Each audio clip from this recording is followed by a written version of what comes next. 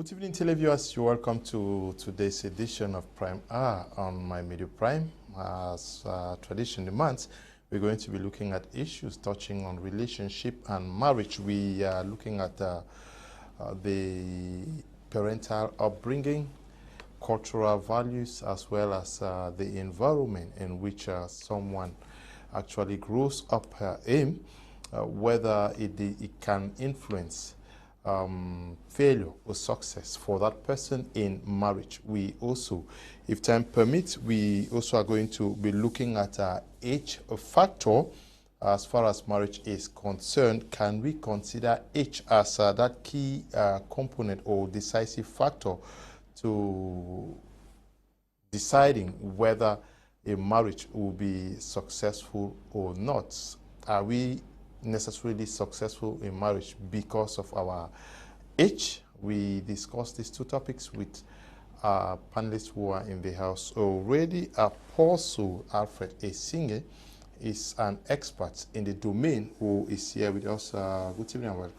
Good evening, Mr. Leo. We are happy to be here again today to talk about issues concerning relationships and marriage. We're going to do justice to that topic today again. I greet my fellow colleagues. Okay. We also are in the company of Apostle Lefor. Divine, they call him the Love Doctor. We're glad to have you. Thank you, Mr. Leo. It's always a pleasure. I'm your favorite program. I know people are already watching all over the world, and the testimonies keep coming. And the most beautiful thing about this program is the testimonies we're having from all over the world shows that our answers are cutting across philosophical barriers, it's cutting across nations, and I think we are bringing a global solution to relationships and love, and I think it's working, and we are glad that we are doing our own contribution to make lives, relationships, and marriages better. Thank you. Okay. We are also going to be having contributions from Mrs. Asanji Yvette from Bamenda, Northwest Regional Capital. She's going to be contributing to these two topics this evening. I'll start with you, Apostle Alfred Esinge.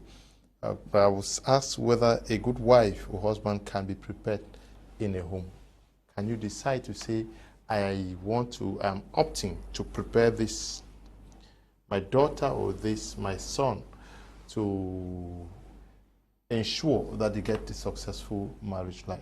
Yes, that is very clear. We have spoken such things here time and again, and we want people to take it very serious. We said here some time ago that we don't marry women, we marry wives. Means that someone must have been prepared, built up to become a wife. Then you're not ready to marry. Girls don't marry, women don't marry. Wives marry. Like we talked about the independent women. Those are people that have already prepared themselves to be independent, so they don't need to talk about marriage. Until when they say that, okay, I'm ready to submit under a man, then they can go in for marriage. So people begin to groom their children. Like before, Mr. Lowe, you should know that. Let me take you a little bit behind, and for us to see how people were formed during preparation for marriage. At first, it was not the men who approach women to marry. It is the family of the men. And how did they do it? They make sure that they do their findings to know what kind of family that particular child is coming from. If the mother of that girl is a talkative, if the mother is someone who doesn't forgive people, if the mother is someone who steals, or there is stealing in that family, or that someone in that family has committed suicide before, or that particular family is known for prostitution, or when they marry, they don't last in marriage. So they make those investigations and then they come back and tell their son, now we are ready to meet these people. Sometimes the girl that is even irresponsible does not even know that they are coming for marriage, but it is the parents that will tell her that some people don't come here can say they want marry you. Then it's okay, Papa, anything will not talk a correct, because they have groomed her and prepared her for marriage. So environmental factors play a lot when it comes to preparation for marriage. it is always good to look at the people, where they came from, how their attitudes, because like we said before, most families prepare the ladies for marriage, but they don't prepare the men for marriage. You know, they always tell the girl, someday you're going to get married, culture yourself, you're going to marry and all the like, but they don't tell the young boys that you are also going to marry, so prepare yourself. They don't teach the young boy how to treat a woman right. They don't teach a young boy how to talk to a woman, and they don't teach the young boy how to do all those things. And that is why you see a lot of conflicts today. Somebody would just come to the internet and meet a girl on the net, and the next day they are planning to get married. And what do you expect? That is why you see a lot of divorce on the internet, in the churches, in the other places that you can name. Because of what? Because the factors that surround people, especially technology that has come today, is destroying people and going. People are no longer groomed for marriage. They're no longer groomed for marriage. You just get up and say, "Na my master that, the master like me." Or you see a small young girl passing, you say, "I like the girl, I want to marry her." And just like that. Families are no longer taking that responsibility. But the truth about it is that where a girl comes from can determine whether she will succeed in marriage or not. Okay. Where a girl comes from. Where a girl comes from. How she is groomed. The kind of culture, the people around her. If you see a girl in the midst of gossips, please don't marry such a girl, because you are getting into something that is going to cause you a lot of problems. If you see a girl that moves with a lot of failures, a girl that, you know, do a lot of clubbings and a lot of night parties and all the like, those kind of people are not yet ready for marriage. They are not wives. They were preparing themselves for an independent life, for a free life. That's how they were preparing themselves Does it not also hold for men? Yes, that's what I'm saying. That the men also are supposed to be groomed, but unfortunately, they are not groomed. As a matter of fact, they learn a lot of things now, but from the internet. Now, the internet is what teaches a lot of people now in the society. So they have made you to know that this is what you do, this is what you do. You just go to the side of XXX and XXX videos, and you learn how to have sex with a woman, and you just know that that is all about marriage. Then you come into marriage and discover that it is not what you thought. Then it becomes a problem. But we should know that about 80% of marriage has to do with environmental factors. About 80%. Where you were raised, who raised you, the kind of schools you attended, the kind of churches you find yourself in, the people that you associate yourself with will determine how successful you will be in marriage. Now, someone who does not respect the society does not see any reason to marry today and divorce tomorrow. But someone who respects the society and care how my friends will feel, how my family will feel, the next thing will happen is that they'll be very careful not to divorce. Because of what? What will my family say? What will they say? What will the family say? Yes. Now, we're talking about environment. Are we increasingly now being influenced by environments that are alien to us? That is, instead of looking at what obtains in our context, we are driven out of our context by the films that is, you are in Cameroon, but your environment is typical Hollywood, your environment is typical Bollywood or Nollywood. That is environment. Does it how does that play? Yes, very good question, Mr. Leo. The truth is, we're living in a world where you can be in Cameroon now and Nigerian culture comes to you at home. In fact, there are people, I know people that it's 24-hour Philippine movies. And that's their concept of love. You lost touch with what obtains here in your environment. Like we once said this, that there is what is happening now today. You will see people even on dates. They sit down, they are drinking milkshakes, juice, but they are not talking to each other. They are talking to some other people. each person is on their phone talking to another person. Out of that environment. They are there, but their environment is different. It's a different environment, and this is a challenge right now because whether we like it or not, environment, like you have said, even as my co-panelists have said, culture has a lot. In fact, I have often said on this panel that you don't marry a person. You marry a mindset. Now, when people approach relationship and marriage from these, the reason why people divorce, I've always said this, it's not because they don't love each other, Mr. Leo. Most of the times, due to my research and personal experience as a consultant and marriage counselor, you have seen people who cannot bear to be in the same house for 4 months. That means they will remove knives, they will break TVs. You understand? They will break TVs, they will break screens. Knives will come. I've seen people remove frying pan from under the bed. They fight. Now, separate them for 1 month. They hide and meet in hotel and have sex. They meet in places, make love, all of those things. So you ask yourself, what is the problem? The problem is a clash of mindset. That is why when we tell people, study your partner, like we said, you see those people of old, even when the child is not doing that, one of the reasons of the successful marriage of the old is that even when the child is not profiling the person they are married, the family is. They take their time because they know the power of environment and culture. Then sometimes these other marriages work because my culture might not be the best, but they know that their unwillingness to give up their culture, if somebody does not align with it, will not also make the marriage last. You know, sometimes we must put a balance to this. Sometimes it does not work because cultures are the best. Yes, so whether we like it or not, people have sat here, like you said, and we have imported cultures. Whether we like it or not right now, the world is a global village, and we must be influenced by things coming from far. And that's why there's an intentionality that must happen. Yeah, but we are living in a global village. Yes. Are you going to marry global people? Are you not going to marry people in yes. Cameroon? Is that not where the trick is? Exactly. You want to live global, but those that are going to come. That is why you have to do, I always keep saying the profiling, because we have just said now that somebody might be living in Cameroon, but has been wired by another culture. You understand? So you might think the person is somebody of your environment. That's why you see the man of God made a statement here. Sometimes you check their entourage, you check their company, because sometimes you might think, for example, they've always said that. Let me give you an example. They say, okay, they might say, okay, somebody might grow up and say, barefoot girls are nice. I'm just giving an example. But you might still go to that barefoot and still find people who are not nice. Because just the fact that you are barefoot, I'm just giving an example. Let me make this question simpler. Yes. I don't know, so that our televiewers can understand. Yes.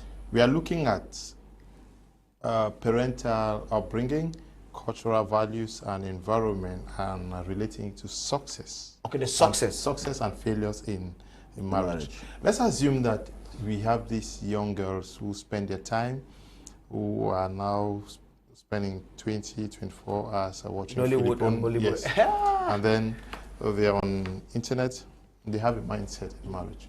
Now, how does that, because they have been taken out of our context. Yes, okay. They will see, if you spend 24 hours watching film, it means you will not go to Njangis, you will not go to see Auntie this, you will not go to see Uncle, to see how things it works in our context. Yes. No, true. How does that prepare them for marriage?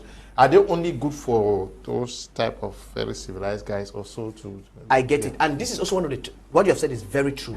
This is actually one of the challenges we have in this generation, Mr. Leo, because the truth is, the average girl right now, especially those who are into these Philippine and Bollywood movies, have a philosophy foreign to reality. And when the reality sets in, it becomes an issue. That's why many of them, when they finally marry, they begin to say, but this is not what we thought.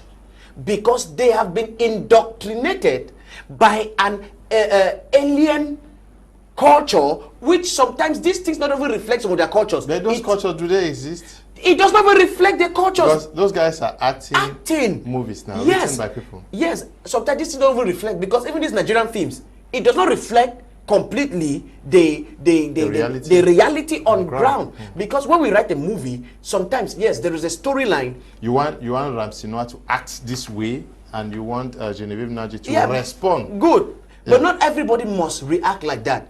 You know, when you watch a movie and they are singing around a tree, and they are dancing and running around and singing this language, after this person sing their verse, you sing your own verse. That's not how marriage is. You hope that their husband will also do that. Will do that? No. Yes. That's That is not true. They said, Rance, you know I was singing for his girl. You cannot even sing. Sing for me.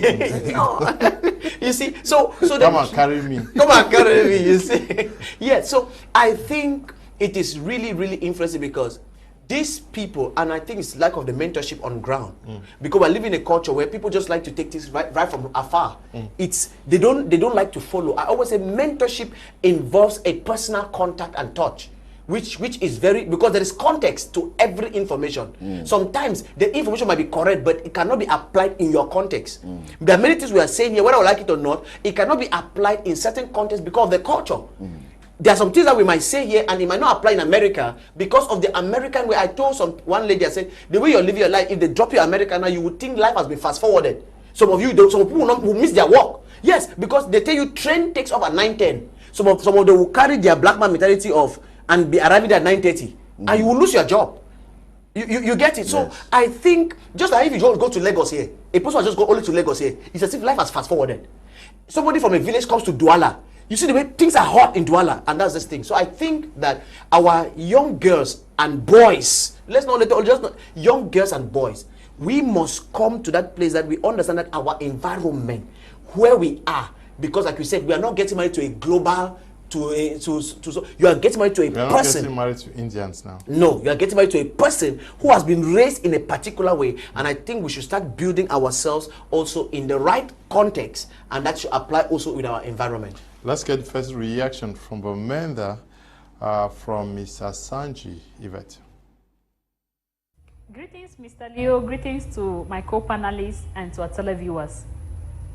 Mr. Leo, parental upbringing has, I can tell you, 80% of the role it plays on successful marriages.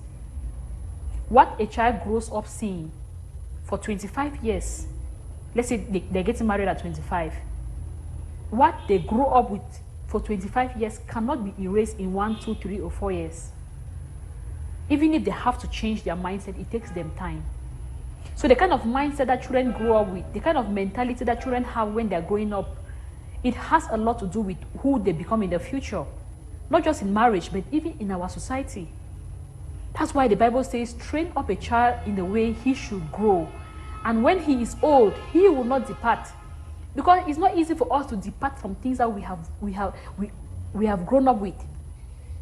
In a family where daddy beats mommy and the son is seeing, that son grows up knowing that women are supposed to be beaten. It's normal to beat the woman. Until mommy can even do something and the son tells mommy, I will tell daddy to beat you very well.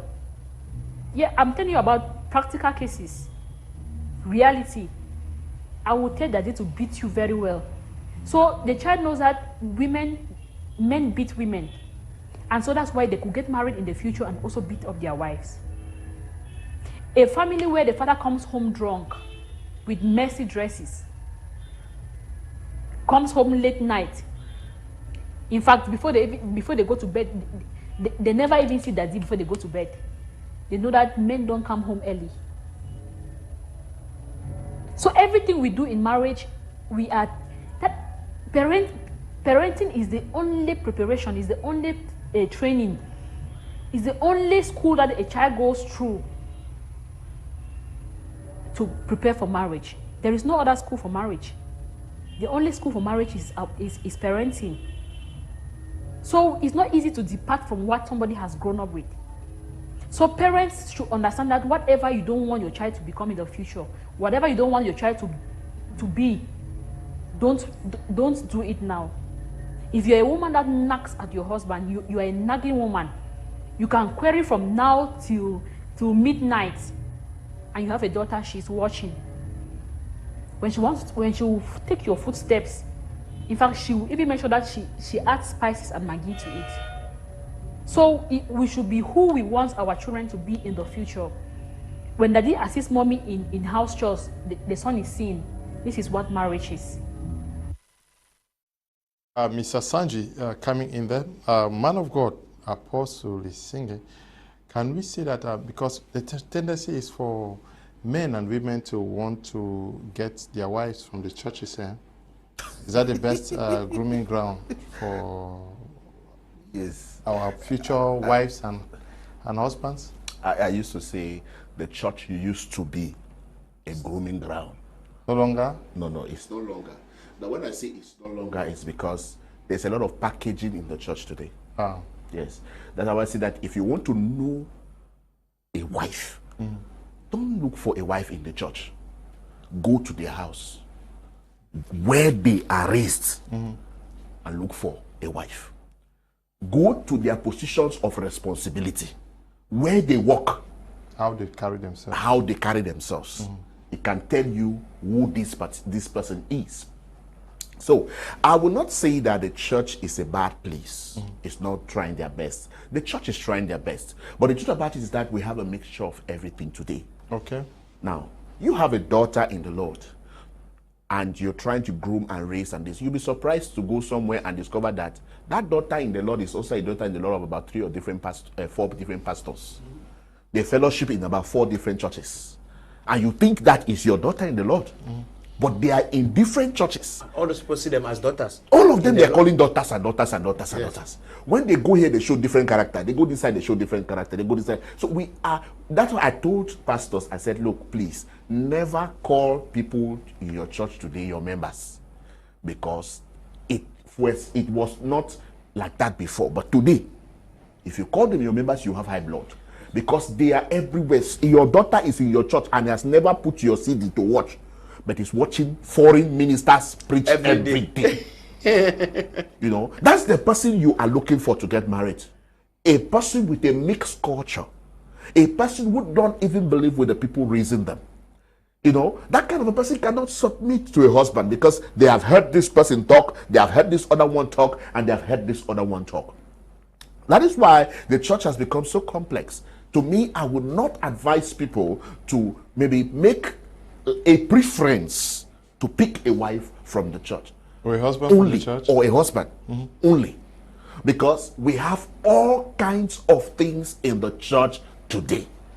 Someone will leave the nightclub in the night on Saturday, and on Sunday they are in the church leading praise and worship. Then you ask yourself the question, where are we going to? How can you get good wives and husbands? I think that to get a good wife or husband, go to their home and find out how they respect their parents. Any child, any woman or man that cannot respect their parents and is not accountable to their parents, please avoid such a person. Avoid such a person. Now, if you want to go to the level of the church to pick a good wife, you should be looking at someone who is also loyal to the services of the Lord in the church. Are you saying that because we are looking at how parental upbringing, yes, that's the way the men of God now, they bring up the daughter, yes, and the son. The son in Christ. The church is an environment now. The church is an environment. Then, yes. Are you saying that those who have grown in the church, those who are guided and molded by you people, let me necessarily make it? Let me tell you something. I want to tell you why it's like this. We want to quote an example of elders' children, pastors' children. It has not proven the best. It's to show us that the church is not doing the best when it comes to marriage and lifestyle. No, that is the truth. The pastor is busy looking for how to get money to pay church rent and their own house rent. You know, the pastor is busy looking for the next program to hold to make the church full. The pastor is busy looking for how to make things work and then forget to groom lives and families. And what happens? People are destroyed. Now, a pastor has 500 members or 300 members in their church, even 50. How do you have time to groom those people? And you are the only one that is the man of God in the church. You don't give room for others to touch the microphone, to lead or some kind of thing. It's the Holy Spirit. It is you that is daddy, and you are the only one that they should submit to you. Daddy speaks a word and the Holy Spirit manifests. And if daddy does not talk, they don't listen to. When you see those kind of Christians who can only honor daddy, but cannot respect leaders and other brothers and sisters in the church, fear those kind of people. He said, I hear what the daddy says, my father in the Lord says, but I don't hear what the others can say. That kind of a Christian is not loyal to God, is loyal to a man. And tomorrow, you will find a problem in your marriage. And it can even go to the extent where daddy becomes a remote control in that marriage and tell you what to do. I was talking to a particular case yesterday where I realized that this lady is too glued to daddy more than even the husband. Then I said, no, it shouldn't work like that. It shouldn't work like that. We must see this culture of respect to everybody, the small, the big, whoever. When that girl or that boy is able to honor the simple usher that ushers them to the chair in the church, know that it can be a good wife or husband. But someone that does not even respect ushers in the church, someone that does not even respect leadership in the church, because the pastor, okay, have you seen a situation where when the pastor is not there, the church is empty? The pastor is not there, the church is empty, to show you that the church is surrounded about the pastor or the leader of the church, forgetting that lives are being shaped or groomed. And who is going to do that? It is the church. It's an environment. Let me tell you something. The church is an environment. And it's not only the pastor that raises a man or a woman, or a wife or a husband. It is everyone that is in the church plays the role. From the greetings, from the communications, from everything that you do with people in the church, you are raising and building your future. And look, let me tell you, why would people be afraid to divorce? When they don't respect any other person, daddy say that, okay, that man is a bad man, leave that home. So what Apostle Alfred the singer is telling you, young lady, or you young man, is that being the son or daughter of a daddy does not guarantee a successful marriage life for you if you don't work on it. Good. You have to work on it by doing what? Creating relationship with other members of the church and leaders. Now, your reverence to your marriage will be based on the church, the people of God, not just a man or something. Because the day he tells you that leave that home, you will leave. Do many people actually take a marriage for granted? Almost everybody is talking about the failures in their marriage, but nobody has taken upon him or herself. Hardly do we see parents are taking that responsibility to groom their children for marriage. Mr. Asanji said earlier on that there is no school where people go for marriage, but also we have many marriage counseling sessions now by especially you guys, men of God. Yes. Why does it not always work? Okay, let me just name a few reasons. Let's just list a few reasons. One, I will just repeat what he said. Most of the times, you might think somebody is in a church, but the person is not in that church. you might be assuming that that is his or her pastor, but that's not. Like we have just analyzed it, that somebody can be here, but influenced by another environment. Most of the times, okay, let me say this, Mr. Leo, values are adopted through honor. Not because they are imposed. For example, a child adopts the value you give because first, a child sees you as Superman. There's an honor a child gives you, a parent. That's why you see, no matter how tiny a father is, a child can go out and brag to a very big, muscular man that I will tell my daddy. You understand? In the child's mind, that's the greatest. So that's why a child can adopt the values. But in our average church today, people come to church, but they don't have the honor or the respect. Like we mentioned, a lot of people that you might see them every day coming there. But like they said, they are not applying what is being taught. I always tell people, before you condemn the church, before you condemn Jesus because of Judas, think again. Because you might be condemning the church for nothing. For nothing. Secondly, churches have also, you can have members who are serious in church but not good wife material. This is another thing that many young boys or girls fail. I know it personally because when I was also very excited as a young, hot, vibrant brother in church. You thought that any sister who sings so well? Not only sing, who is very vibrant. You know, my personal, I think I've shared this, let me just share it again. My personal, first lady I ever walked to, I'm talking about when I knew God, and you know, that kind of time you are hearing God, you know, as a man of God, that as a young prophet, you are hearing God very well. The first lady I really approached, she was a very vibrant usher, very beautiful, committed, youth leader. I'm talking about somebody hot. Any pastor who came knew that was very hot for God. Well, to cut the long story short, as we're talking now, she's not even a Christian, she's a Muslim. She finally got married to an imam until they changed her name. This is a true life story. I know her. Okay. I know you might know her. So this is true. Thank God you know. Yes, this is true life story. So imagine that. Now, it was unheard of. You could not have imagined that at that point in time. You get it? So sometimes when we draw conclusions, because a church is also an organization. And that's why sometimes you can also meet a girl who is respecting her boss, but is not a good wife material. Sometimes we must also look at this thing in that light. You understand what I'm trying to say? Now, and that brings us now to parental upbringing, which I believe has a key role. Because we are doing the counseling session. Okay, like he said, imagine you have 1,000 members, Mr. Leo. Imagine you have 1,000 members. Even you have 5 assistant pastors. Imagine about 300 of those people have marital problems. Let's be honest. Today I'm in Douala. Tomorrow I might be here one day. We are doing all other things. Apostle Alfred he might live here, is going to act movie. He might go to control another this year. Another program is here. Another this. No, let's be honest. It's not just one thing we do. It's not just marriage counseling we do in church. I think one of the greatest things that has been lacking is because even this parental upbringing, like you said, you find a wife. But I also want to say that one of the mistakes that in this generation people also make is that you don't just groom up a person and tell the person one day you will go and be a wife. I think when we begin to raise them to be the best of themselves, those virtues what we're talking about, I believe you should impart virtues in people, not necessarily because you want them to go and marry per se, but these virtues are the things that will help them.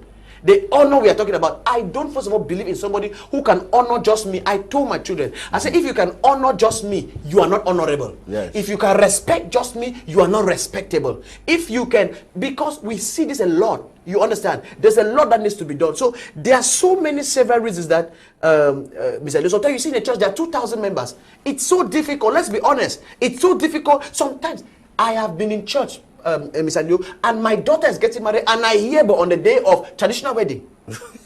Because you don't Very have time. common. It's not because I don't have time. Not just because you don't have time. They don't come to tell you. But they don't come to tell you secretly. for one reason or the other. You understand? Should I should not check? It might be. Sometimes they know your mindset and they know that, oh, they don't want to follow protocol. Maybe like, the conditions you put also are very difficult. no, it's not necessary. You want to go and see whether the boy has gas cooker in the house, whether he has this. No. And that. Those are some of the conditions that No, also Mr. Leo, say, if I go to daddy, I may spend 1 more year without getting married. No, well, it's up to you. That's why at the end of the way they go, we don't fight now. We give them their blessing now. But the truth is that they still come after 2 years and say that if I be no.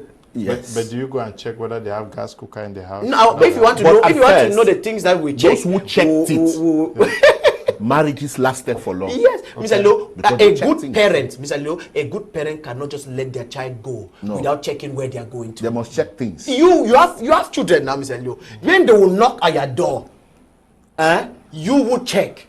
We don't set up system not to make them marry. We just put up checks to ensure that, like, how can somebody come to marry your daughter who does not even have a room? Would you let it happen? No, we are not saying that the person must have been established, have fleets of jets and all of that. No, but sometimes we just try to put things in order. Is the daughter unaware of the fact that the husband-to-be does not have a room? No, Mr. Leo, let us better put the things clear before her and she makes a choice. Most of the times, due to love, they don't look, there are guys who have even lied. Desperate. Yes, there's desperation, there's lust, you understand? Then there are guys that will just say anything and the girl will agree because of her feelings. So it's better it's put down clear, then you make the choice. Just like how we can say that if you have HIV, we tell you. And if you still say that your faith will allow you to marry the man, we let you go. Okay, let's take the second intervention from Mr. Asanji, Yvette from Bamenda. When mommy works money and supports daddy and takes care of other things in the home, the daughter is watching. This is what marriage is. And so when they grow up, they know that when I was growing up, my daddy was always helping mommy. My mommy was always helping daddy. That's why you see and then you train up your children. You don't differentiate the children, because that's one of the mistakes that parents do. A girl child is washing dishes, mopping the floor. The boy child is playing football. or maybe watching a cartoon or whatever favorite movies. That is not how we train children. Today we train our children in a way that means we don't differentiate. The boy child, the girl child, you must know how to wash dishes. You must know how to mop the floor. You must know how to carry out laundry. You must know how to wash your dresses. At first, girl children wash the boy children's dresses, and the boy children fold their arms, or they go around playing football. Today we train up our children the same way, because for them to fit in our society, for them to become good husbands or wives in the future, they must start with this thing. We must start training them now so that they will not depart from it. So parental upbringing, cultural values, Mr. Leo, cultural values has a lot. I will not go far. Let me take the aspect of Francophone and Anglophone. An Anglophone marrying a Francophone, they have almost two different cultures.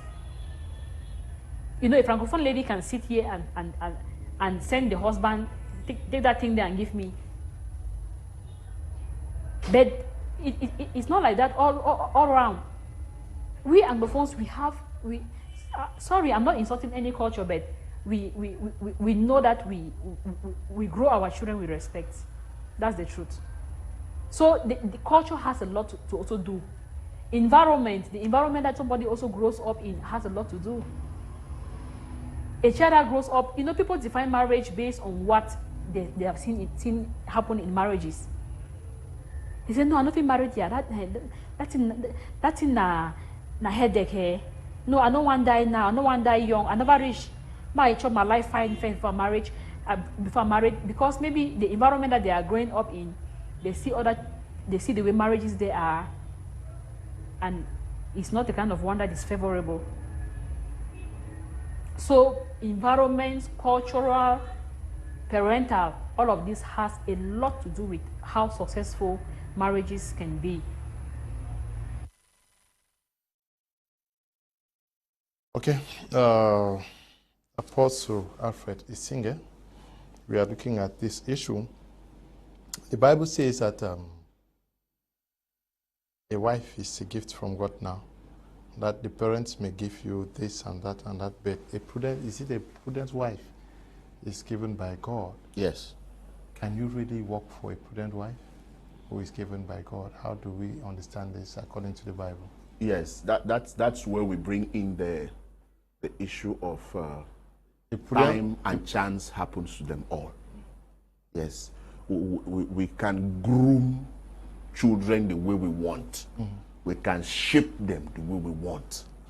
But they used to say time and chance happens to them all. So we should pray. It is not of him that willeth, not him that runneth, but it's of God that showeth mercy. Mm-hmm. It's saying that somebody may come up from a good background, good upbringing and everything.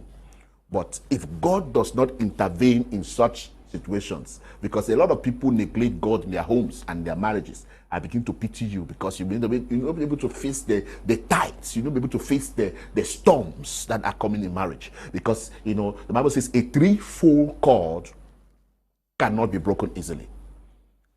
God, you and your wife, God, the third person. That makes that marriage a very successful person, a very successful marriage.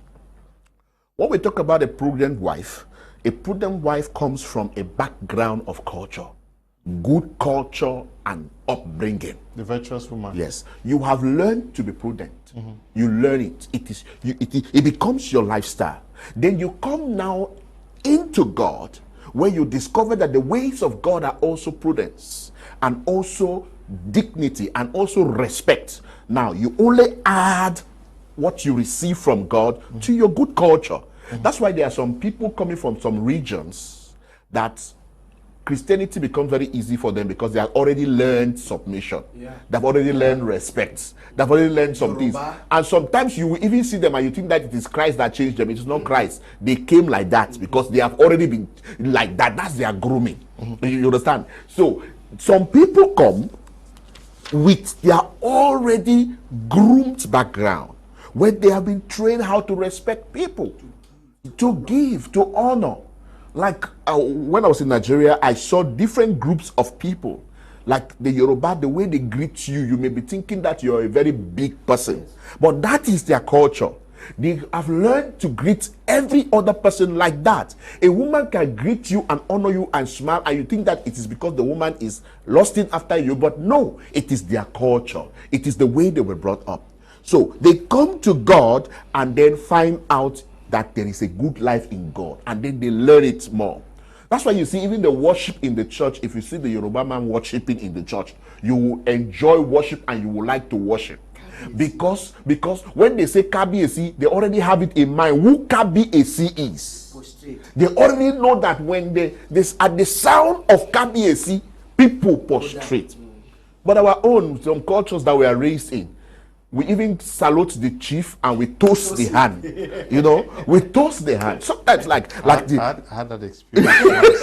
That is, I know that I am not supposed to shake my phone, and I had to interview someone, a traditional, and immediately we finished, and I said no.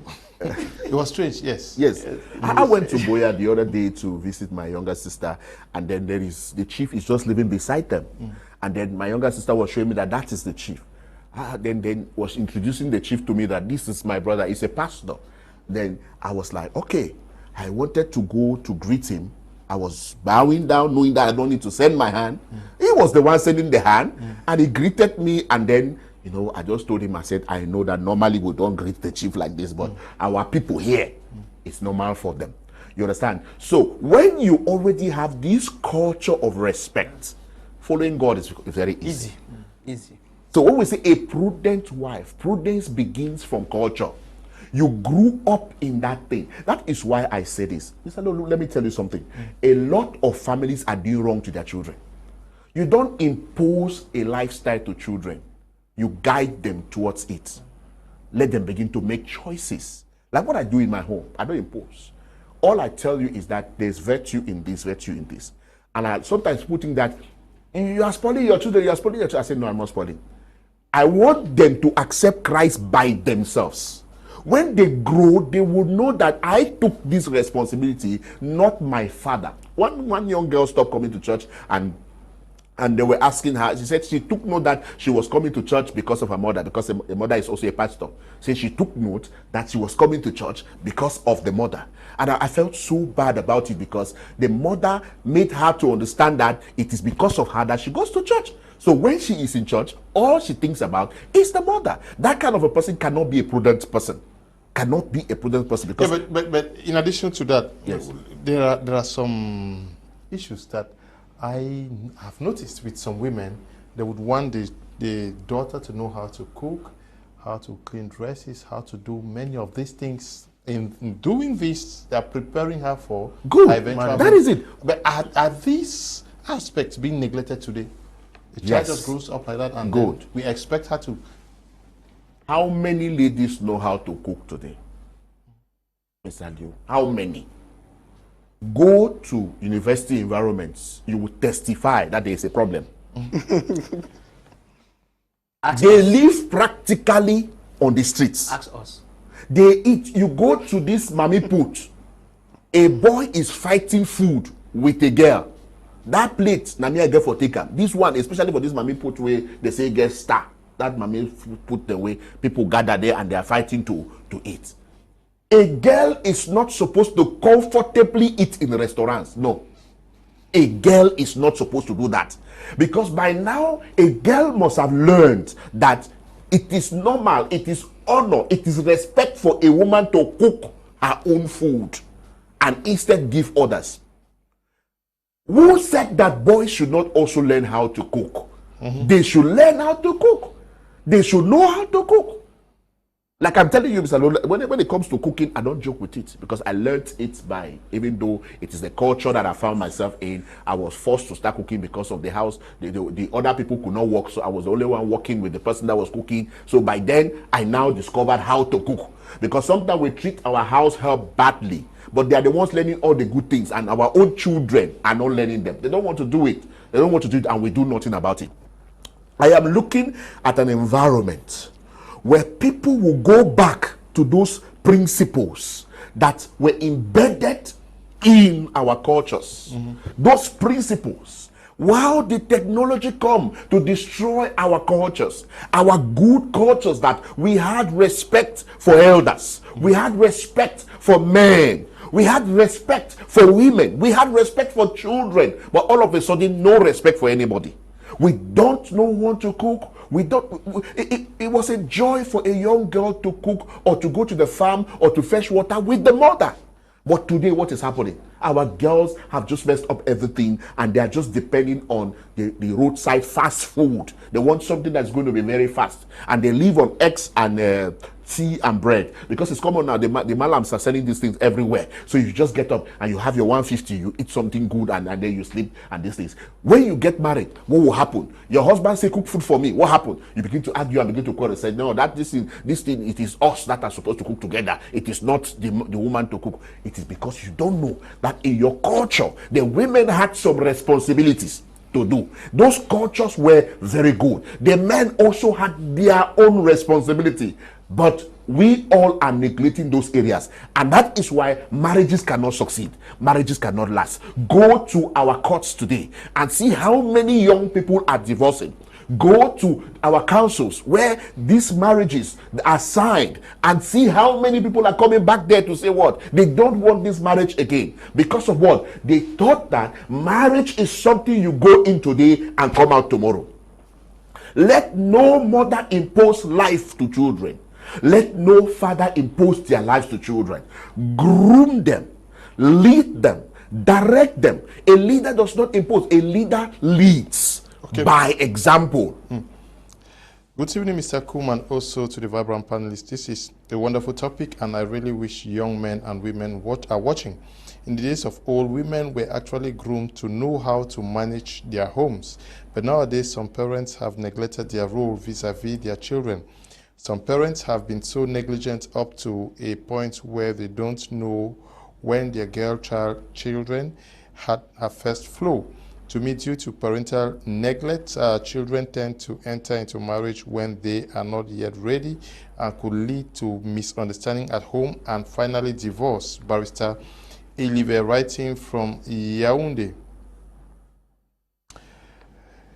Good evening, Mr. Liu and all the mighty men in the house. If parental upbringing is the only school of marriage, what about the orphans? I'm not in any way saying that it is not good, but it is not the only school for marriage. The church has failed to bring up people right because the knowledge of the word of God is not preached. Romans 12:2 teaches that the mind is transformed by the word of God. It is through the knowledge of the word of God that one will know how to submit, humble, forgive, etc. In fact, the Bible teaches morals more than any school.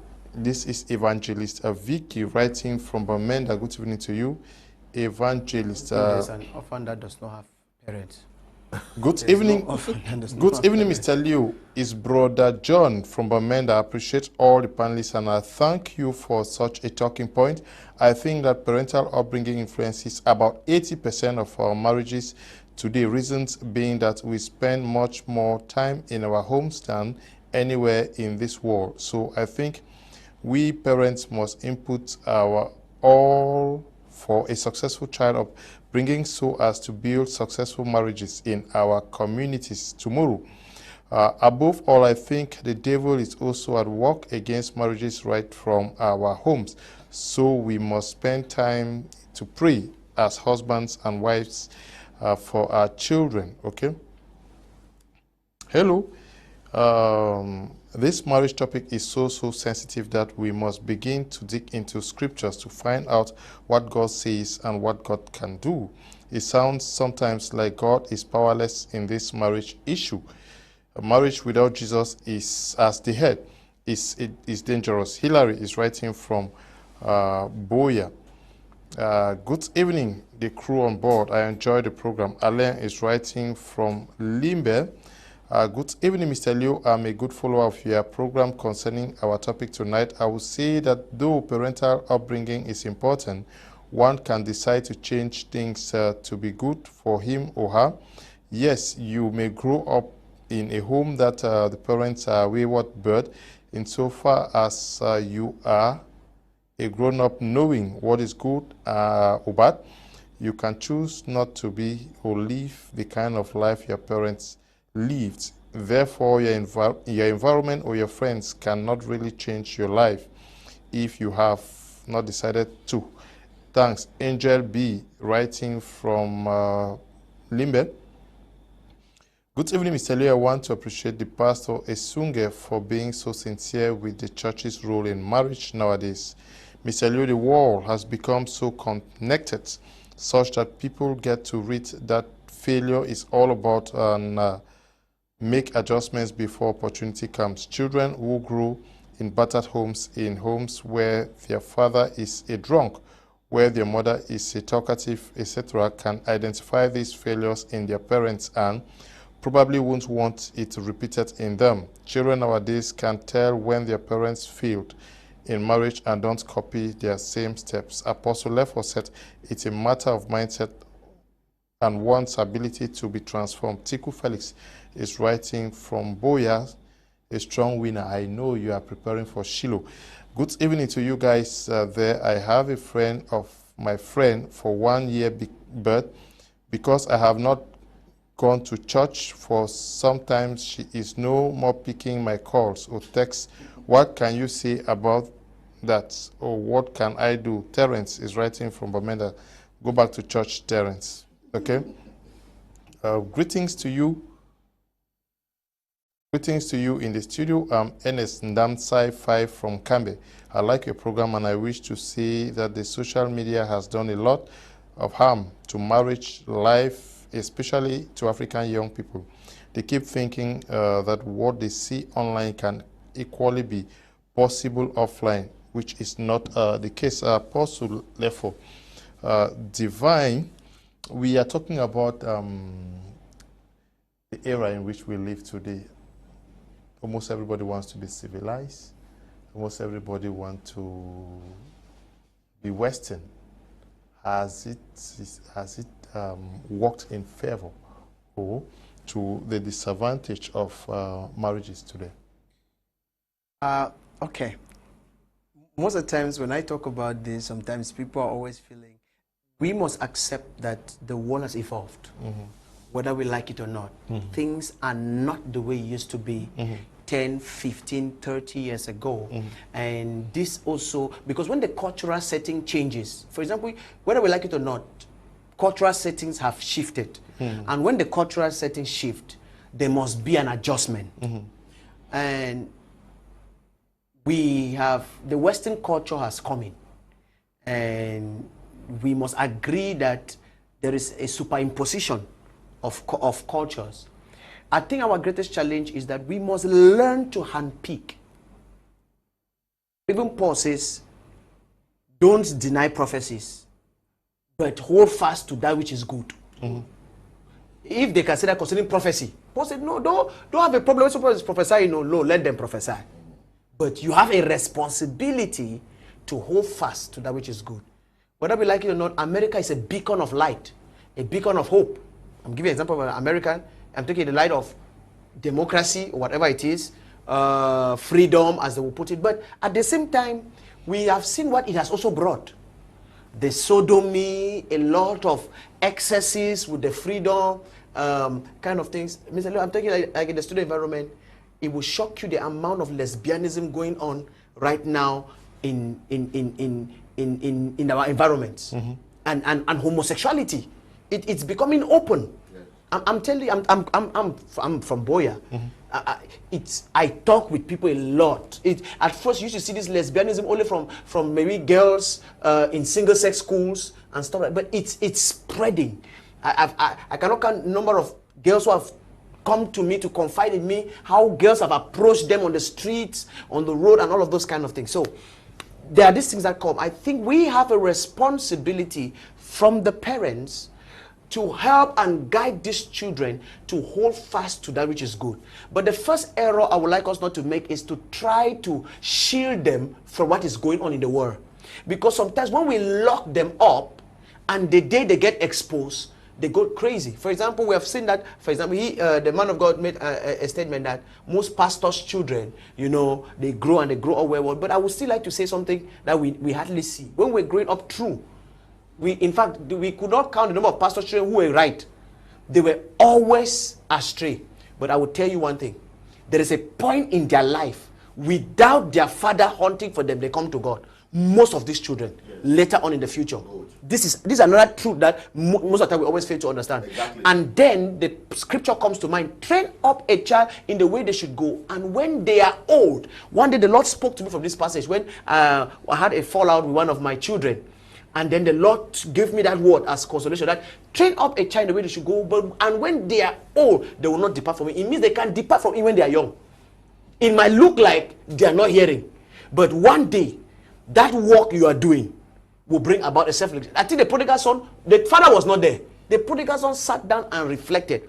So I think the society has an influence. Yes, the westernized culture, but it's two ways. It's a double-edged sword, Mr. Leo. Just like how you see this parental thing that we're talking about, it has both success and failure. Because there are many failures also of marriages that is because of the parents. That's the question I was going to ask him. Yes. Let's take a short break. We're coming right back to continue. Don't move an inch.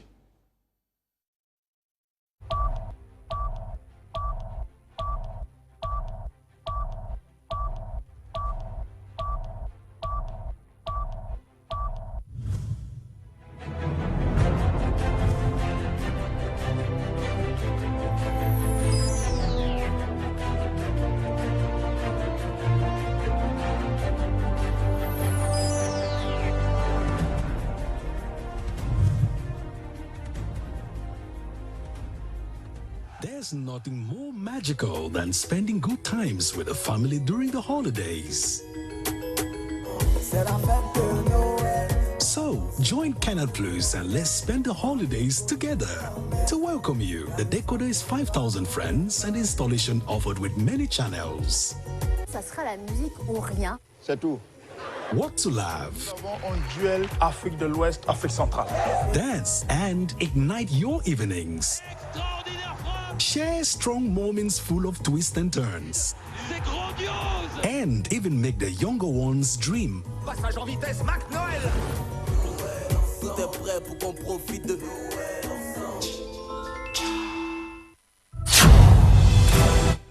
Apostle and Reverend Mrs. Ngwa invite you to a 5-day program, Feast of the Tabernacle, from the 24th to the 28th of November 2021, under the theme Provoking the Sworn Blessings.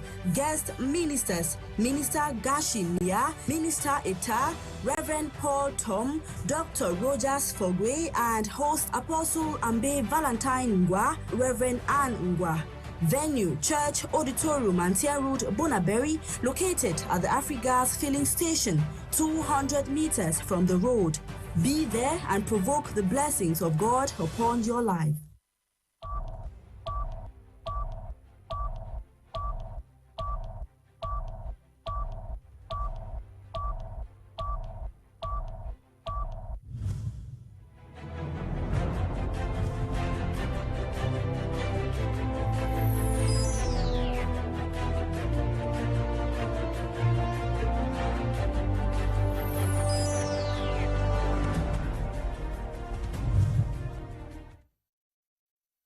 Welcome back. You're watching Prime on My Media Prime. I'll take this message and you will react to it. Apostle is singing. The message reads, Good evening. My name is our Kevin in Yaoundé. Some children have failed in marriage because of bad advice from their parents. Like in my case, my former wife was proud of her father's wealth and don't want to do anything at home, and only takes what her family tells her and would not respect anybody else. So I believe your character of today shows the character you were brought up with. Okay, you react to this, but let me take a few of them again. Good evening. Okay, good evening to you too. Good evening, Mr. Leo. I'm called Lucy from Limbe. If you get married to a man who don't take good care of the house, like paying the bills and children's needs, that sleeps out of his marital home. He does not communicate with his wife about his whereabouts. How do you handle this kind of situation? Can you just write to me on WhatsApp? I'll give you the numbers of some counselors to talk to you after the program. Good evening to you all. Is Babila Robert from Bamenda. Marriage now cannot stay because of lack of home training, especially women. I really enjoy the program today. Thank you very much. Good evening,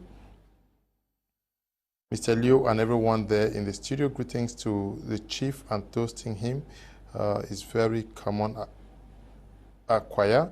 Most marriages in my area are not successful because they lack respect, no communication, laziness. Again, both spouses don't actually know their responsibilities to make the home a success. Thanks. I'm Gusha Evaristus Ochikwa, writing from Akwaya Town. Okay, glad to read from you.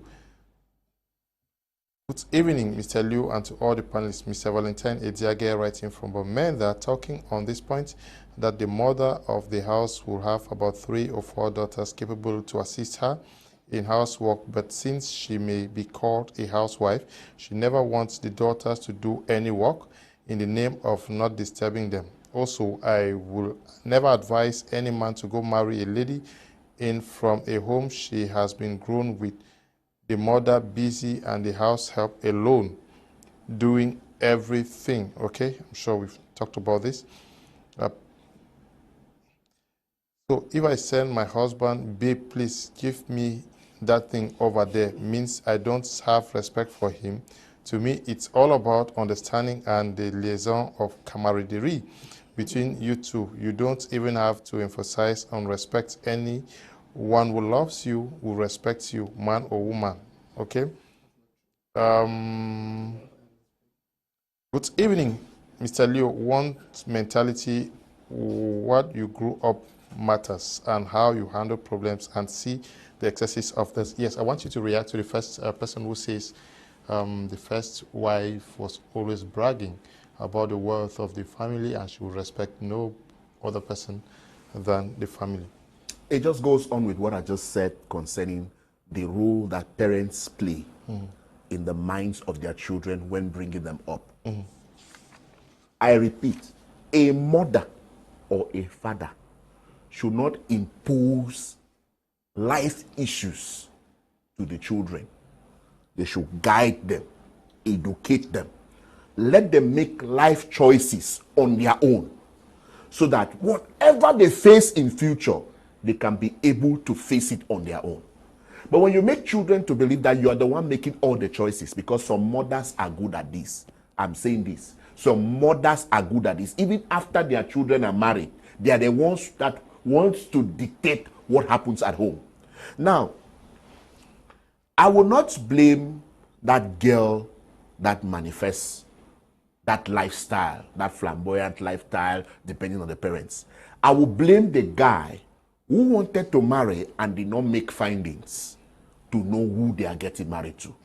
Because when you see a girl just at school, or you see a girl just because, you know, they have something in their pockets, you don't go to the extent to find out whether such a girl can be able to separate themselves from their family. You will be in trouble. You will be in big trouble. Therefore, before you marry a woman, especially from a wealthy home, please listen to this. Don't be in a haste.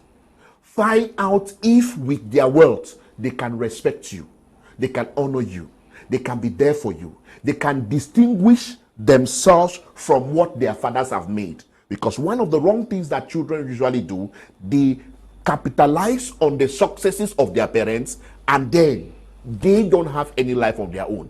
Now you don't make any success of your own. You don't want to build your own home as your father and mother built their own home. You want to now copy them and forget that you have your own life. I also know of parents who decide to destroy the home of their children just because their own home was not well. Just because they didn't succeed in their own marriage.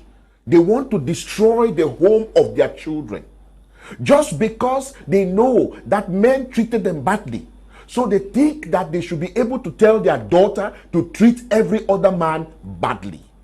Listen to me.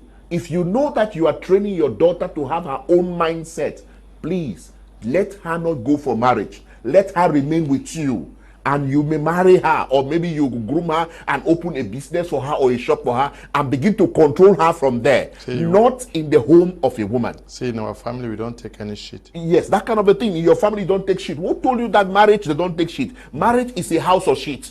We take shit every day. Compound of shit. It's a compound of shit. We take shit anyhow. In marriage, we take shit. You must take shit in the morning, in the afternoon, in the evening. You must take it. And look, let me tell you something. Do you know that even some women are, or men, they are afraid to mess the air around their husbands or wives? No, when you marry, that is when you're free. As a matter of fact, if you have somebody that you marry and cannot mess the air, you have never heard them mess the air around you, know that they're hiding something. Okay? They have some things they're hiding. And I want you to take note about them. So now listen to this, Mr. Let me just tell you this. I have come to a point where people want to settle scores using their children.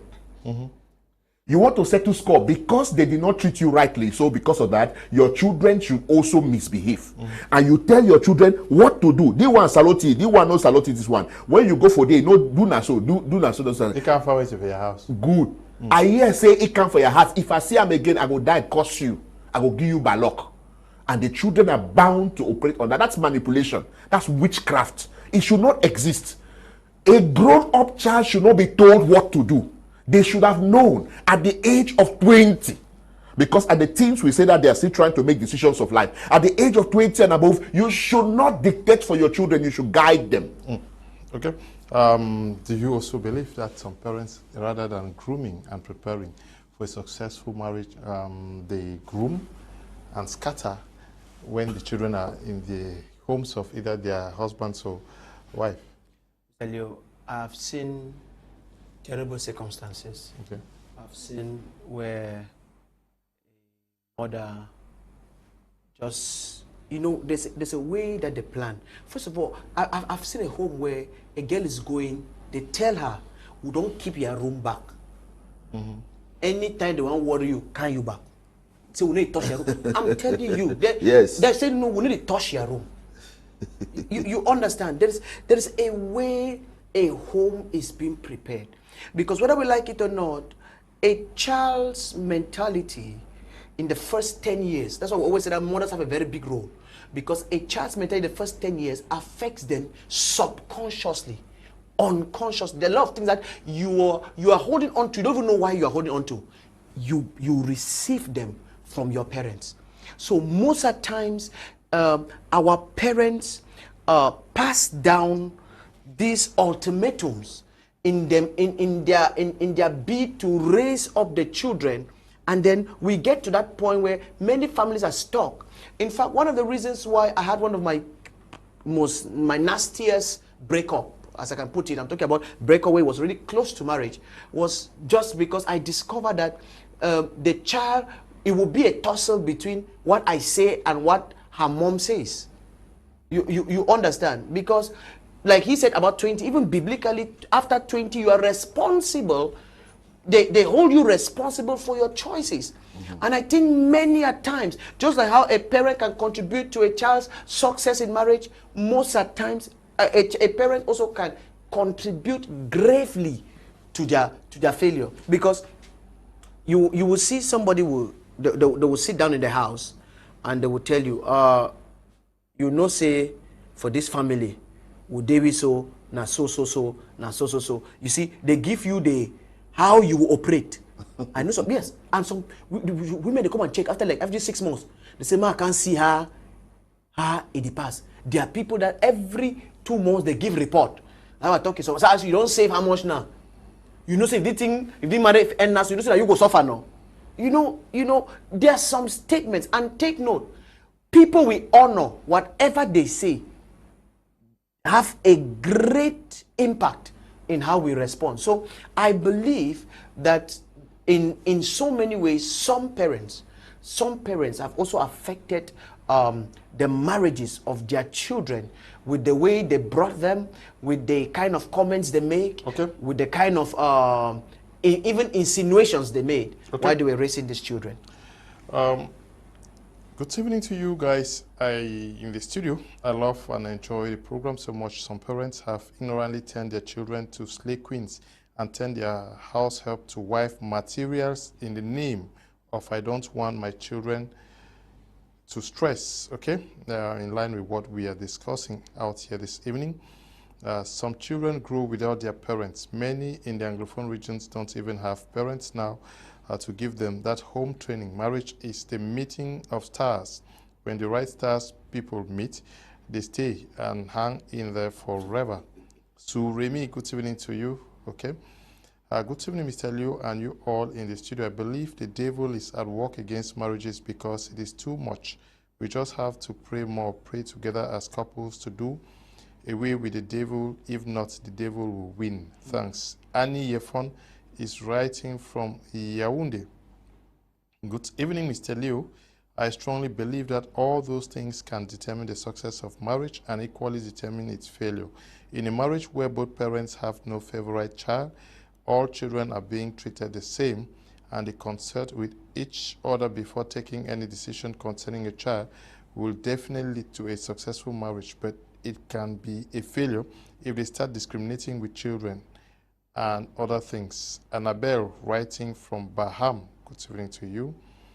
Good evening, Mr. Liu. I love this program. I got married at 17 and I don't know where I was going to, but now we have 3 kids. The marriage is not working anymore. Please, I need your advice. Regina is writing from Boya. Regina, can you write to me after the program? Apostle Lefor Divine would like to talk with you, please. Good evening, Mr. Kum and the men of God in today's program. Thank you all for this program. More grace to you all in Jesus' name. I'm writing from Minduru in the East region in Betwa. I'm G. Ivo. Good evening to you, Ivo. Good evening, Mr. Leo. I think parental upbringing contributes 80% of a successful marriage. Parents should start training their children from a tender age, not when they are already out of hand. Brenda, writing from Amanda. Good evening to you, Brenda. Now, we're going to be looking at our second topic for tonight, which has to look to discuss on the age factor for marriage. Does it actually help to determine how successful a marriage can be or not? We'll start with Miss Asanji, Yvette from Amanda.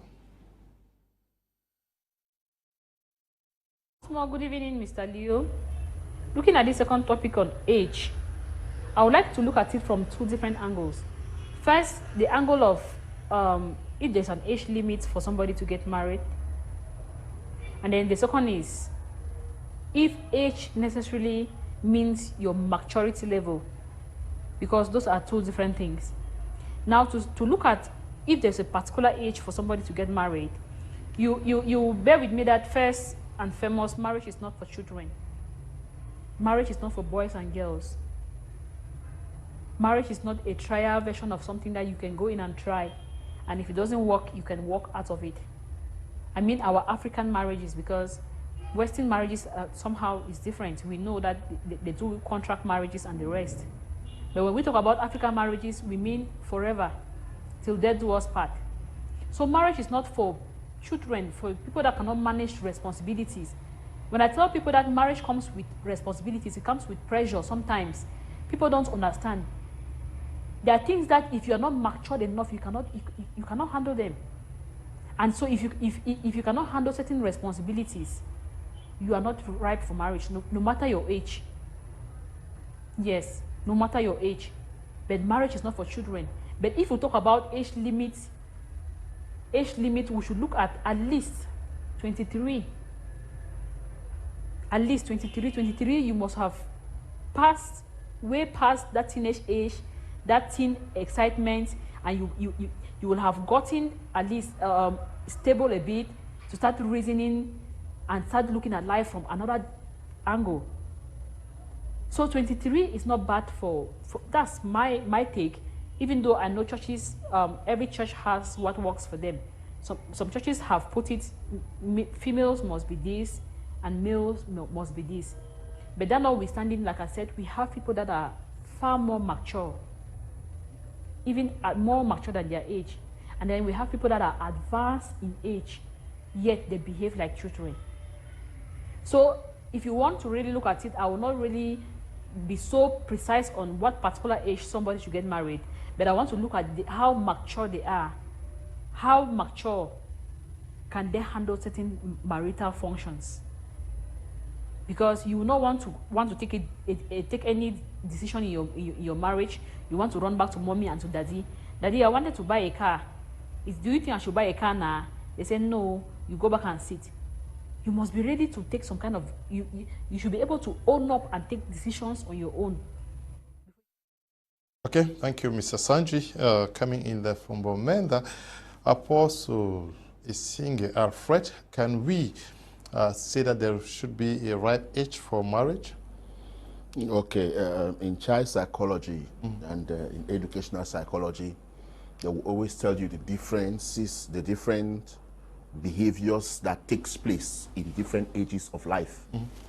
They will always tell you. That is why in certain professions, they prefer people of certain ages, because there are certain outputs that people of certain age cannot offer at that time. You know, in life, certain ages has a particular behavioral pattern that affects certain output, and it becomes a problem. Those who start giving birth early in certain ages usually have biological problems at an advanced age, especially with the spinal cord, because at that time they say your body is still weak. Your spine cannot carry pregnancy for 9 months. You know, biologically it affects you like that, for example. Now, when it comes to marriage, marriage has to do with responsibility. Marriage has to do with emotions. Marriage has to do with issues of life which are very important. So it takes people of a disciplined mindset. I don't want to call it maturity. A disciplined mindset that has to do with wisdom, knowledge, and understanding to be able to go for marriage. Not maturity, because a lot of people will say that they are mature. Maturity is relative, because you can be mature financially, but you're not a mature emotionally or some kind of things. That's why you see a big man will be crying like one small pikin, and you wonder what is happening. But they have money, they have companies, they have this. But when they cry here, you'll be wondering that what is happening and some kind of things. So that is why because some women are really feeling bad, because any small thing they matter don't cry. They cry. What is they cry now? The small pikin you can't enter. We they cry some kind of cry. You know, correct. Now they say man pikin they own cry with they cry straight tears now for inside heart. That is what they mean in case of maturity in marriage. Now, marriage has to do with the psychology, the emotions, even the physical body. Let me tell you, Mr. Joe, from the age of 18 to 25, at that time, that is when every reasonable person will be developing life. You cannot be thinking of marriage at that time. At the age of 18 to 25, that is when by the age of maybe from 5 to you are going to school and everything, but by the age of 18 you're trying to set up your standard of life and build values and very good cultures. You end at the age of 25. By then, if you marry, you know what you're doing. If a girl of 25 or a boy of 25 marry, they know what they're doing. But the girl of 17, 18, 19, 20, 20, even right up to 23, they don't yet know what they are doing or what they are going in for. That is why you see that child is saying that I married at the age of 17 and now it is not going, because they did not know what they were embarking on. Now he's regretting. But now there is a way that they can help her now by culturing her. You need to take her through the process to reach around 25 years old or 30 years old so that she can be able to rebalance herself. Why will you be rushing in for marriage when you have not achieved some things in life? You are academic, you are still struggling with your school. That's why you see girls will be pregnant, they are rushing to class. You know, what you do wrong? You did hear in a wait. Why you not just wait, you finish all those? So when you start born your pikin, you know, say you don't already settle for life, you don't already get it. You must have a job. That's why you see people want to marry now. They are looking at the man to be able to be the person to provide for them. That you see that my husband does not provide, my husband does not do this, my husband does not do this. Who told you that husbands are the people to do all those things? No. You as a woman, we are saying that women and men are equal. That's what you people are saying. Why can you not also balance yourself? Use these early ages and prepare yourself. Get a good job. Get a good settlement. Then you are now prepared for marriage. That is what marriage is all about. Yeah, but then yes. You are talking about age. Are you not also helping many persons who said, "I chop my life fine first before I marry"? You want chop? Which kind of life you want chop? Before you know it, you are praying. I say you should be using that period to stabilize, not to chop life. We chop life at the age of 40 and above. That's when people chop life. By then they have worked, they have developed things, they have had their children. They begin to chop life. That's why you see people begin to take any pleasurable studies and some kind of things, because of what? They have crossed the age of establishment. Marriage is good when you marry in an age where you now have what it takes to face it. And also, there is an age which is not good to marry a woman, for a woman. When you start crossing the age of 35, let me tell you something. You have biological challenges. Everything being equal. You may not be able to give birth to children properly. And even if you want to give birth to children, your children will have some disabilities, biologically. That is why we want the young girls to culture themselves very early, so that men can look at your character and like you and marry you early. So that you don't get to 35 and you start struggling. That is when you want to start behaving well. Why don't you start behaving well at the age of 20? You start going to church every day. You start going to church and begin to stand on prayer line every day because you want the man of God to do miracle husband. Miracle husband. There is nothing like miracle husband. You must be able to build up this character. At the age of 35, that's when you see girls start struggling to be a good character. I see a husband coming from China and Japan, America. They want to build. You see, they are struggling. They are trying to, at that time they call it, in educational psychology, we call it adjustment process. They are at the age where they are just bargaining. They are begging. Is there an age beyond which we should not be thinking of getting married? Beyond?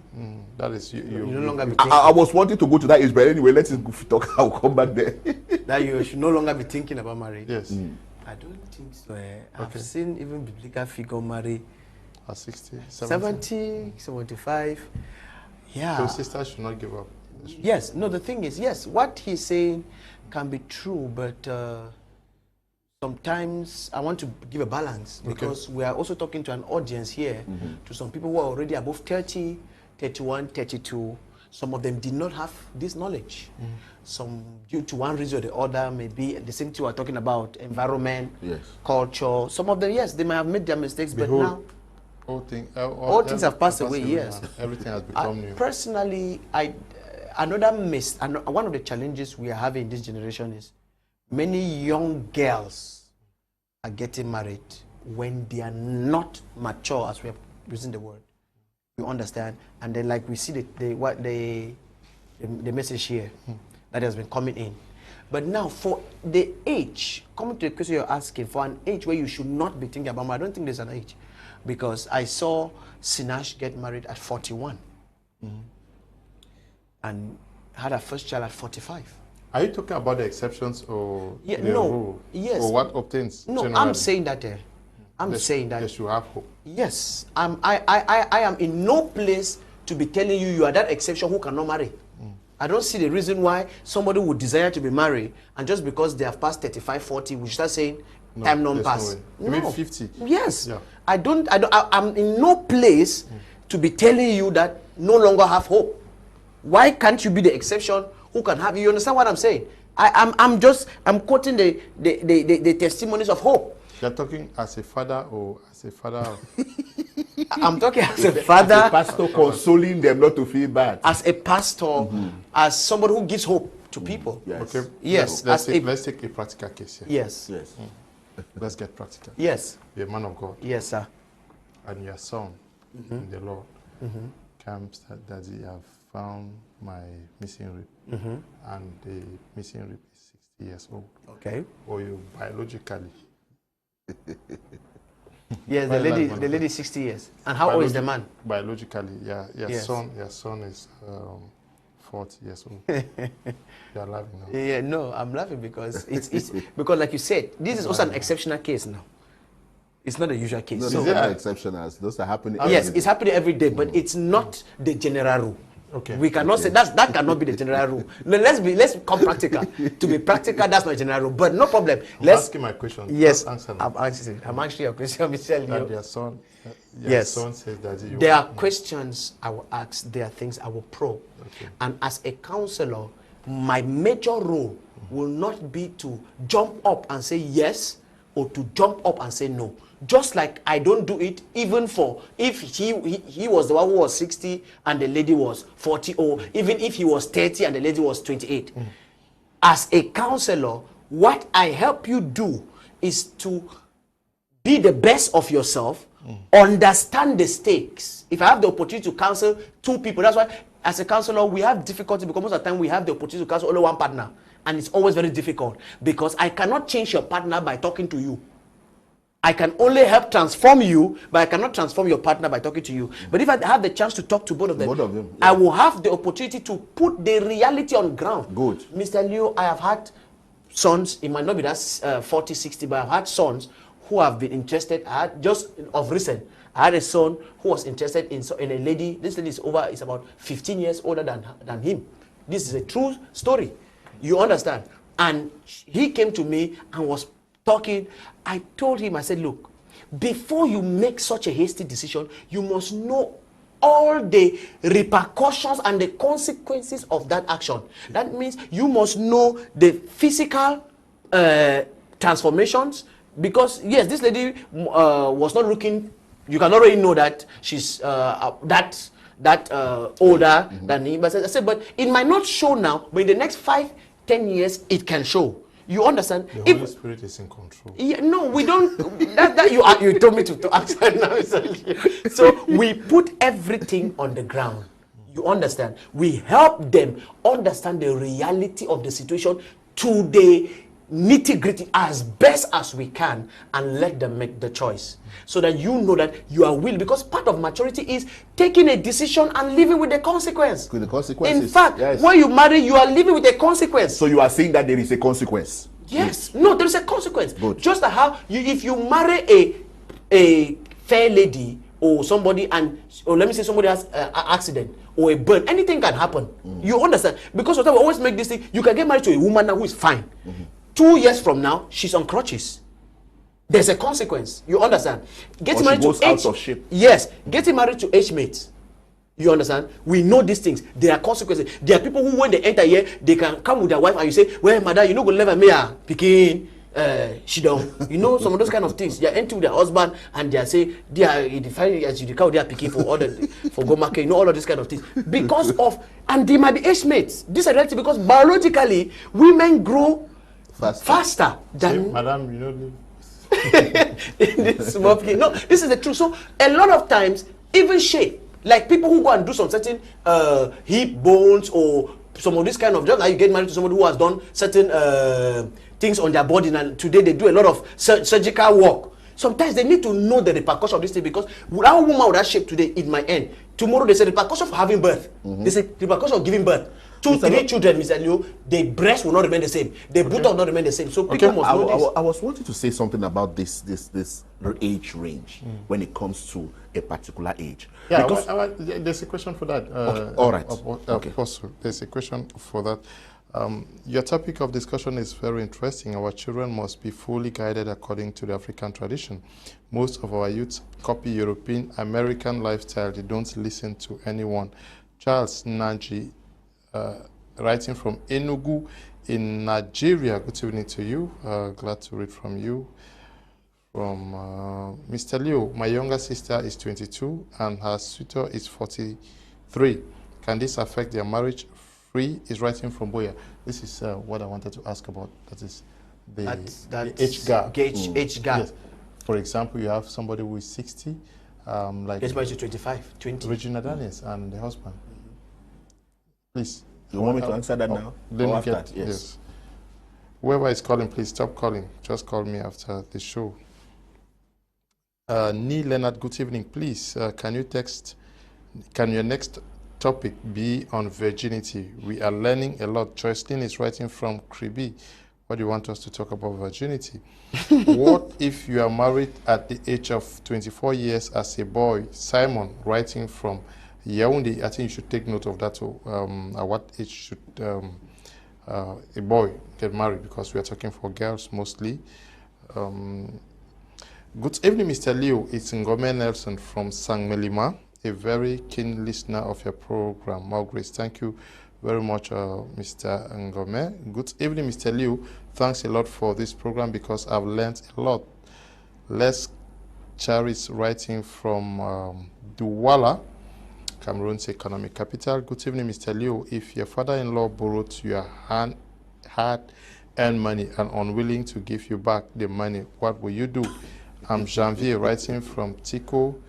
Put him as a prayer point. God will touch him to give you the money. Good evening to you and the panelists. I'm enjoying the program. More great to you all. Allow me to say this marriage is for those who make compromises, those who love unconditionally, those who make sacrifices with the intention to build each other for the good of the home. Please, can I have Apostle Alfred's number? Tikum T. Akuro, writing from Bamenda. Can you just write to me? After the program, I'll send you their numbers. Good evening, Mr. Liu and all the pastors in the studio. I'm Pa Oyoyo in Douala. My mother-in-law called me and told me she wants to send my fiancé in Turkey, which I refused, but she said if my fiancé make money there, I will be the one to be enjoying from there. Her daughter removed children from school and leave. Okay? So the daughter is in Turkey, if I understand what you are saying, Papa Oyoyo. More writing from Yaoundé says, good evening, Mr. Leo. Yes, I don't think it's proper that a lady gets married to a younger man. I personally would never respect that victim. Oh, you call him a victim.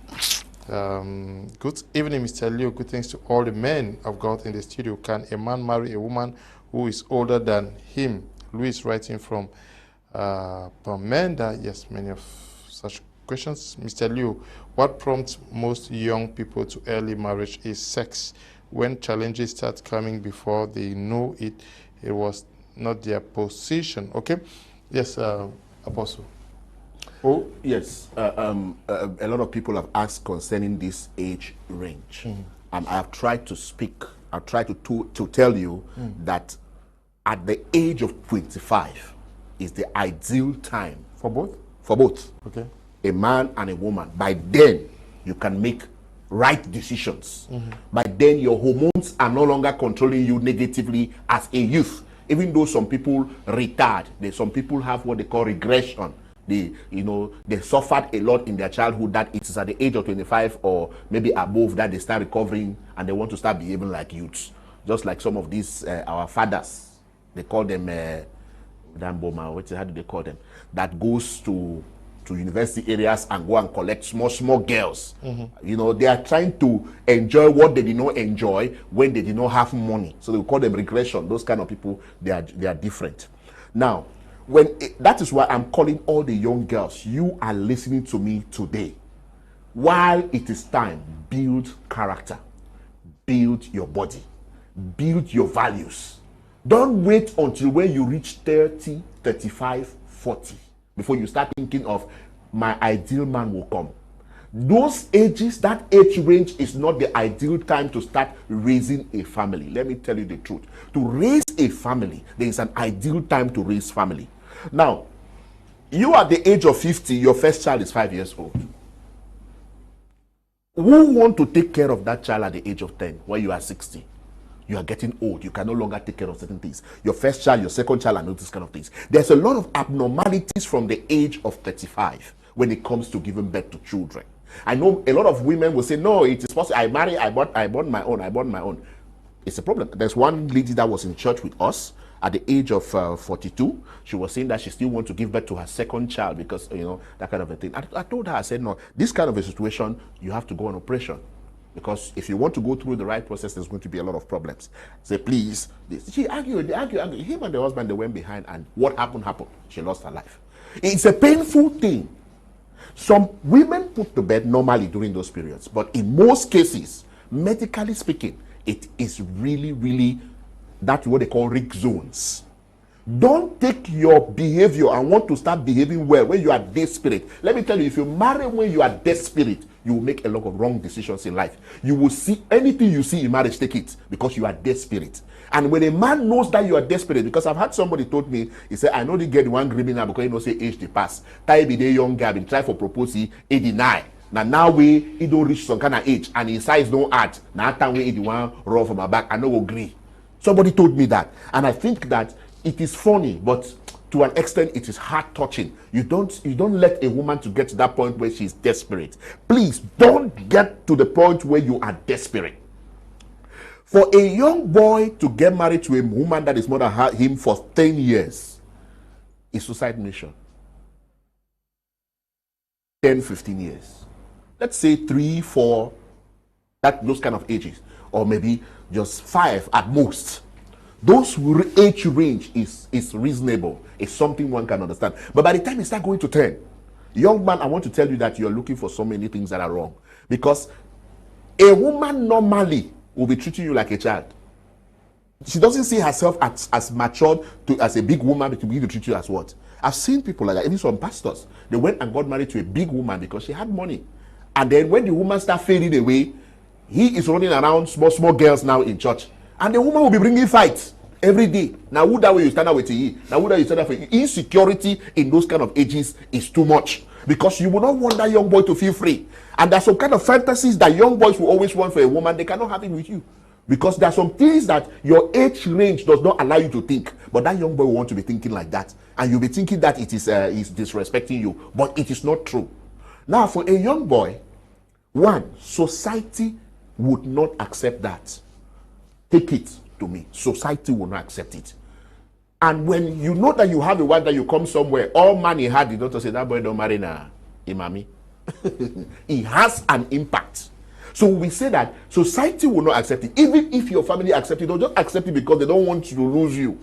But they know that they are also giving you to their hands. Maybe the marriage was made from heaven. And yes. The Bible says, ye are in the world, but you are not of this world. Good. And those kind of marriages, those ones are exceptions, just like what he said.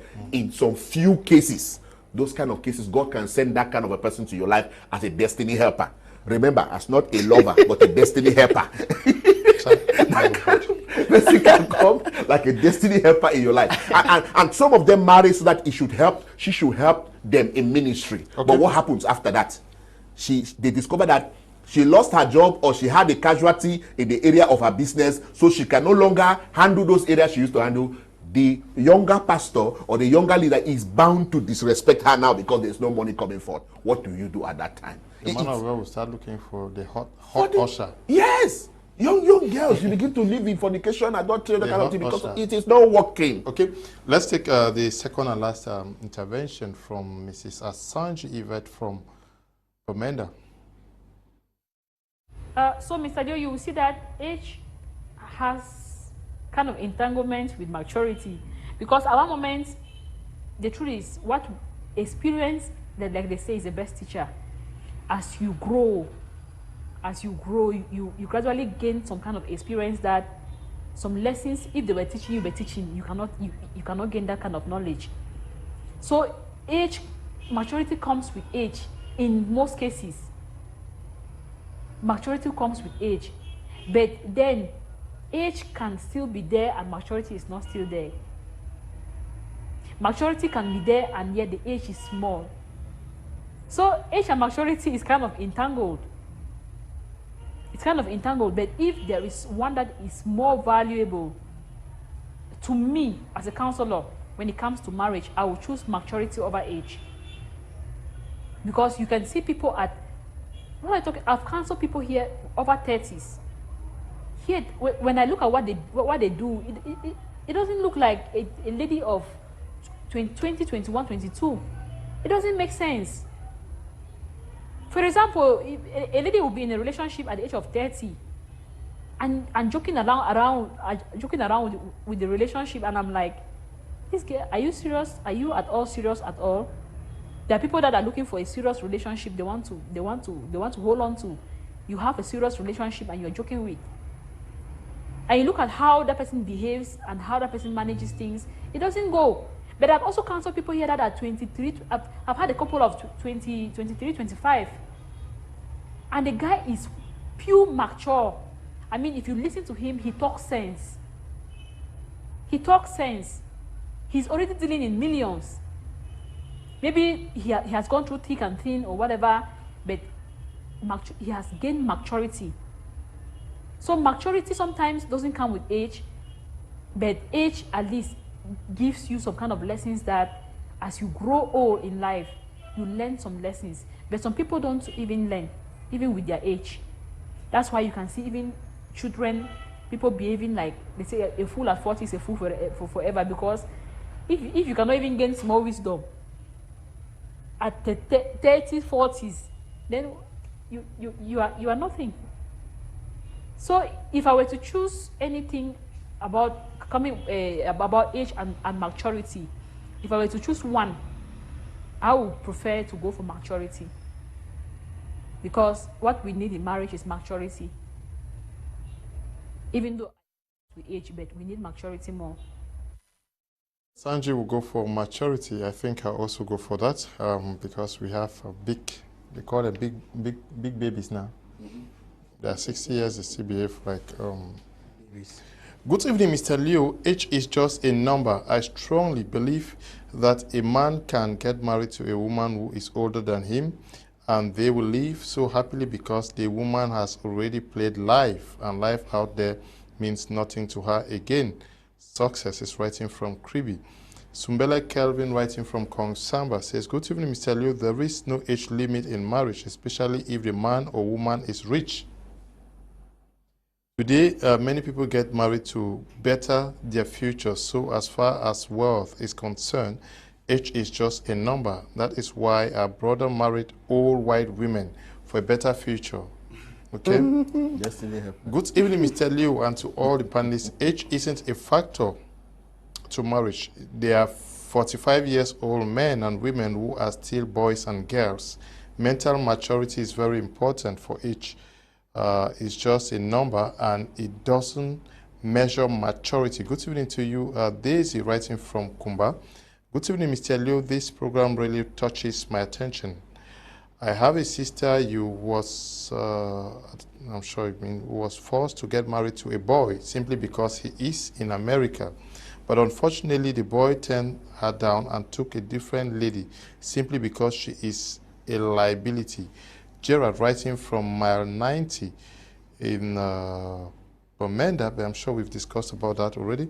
Good evening, Mr. Leo and all the panelists. I'm Alain from Bamenda. My younger sister is 24 now, and her husband lied to her that he is 33, but only for us to discover that he is about 50 and above. What can we do? Okay, I don't know how he lied. Thank you, Mr. Kum, for this program. I'm really learning a lot. Please, can you give me the number of the lady? Anyaka is writing from Yaoundé.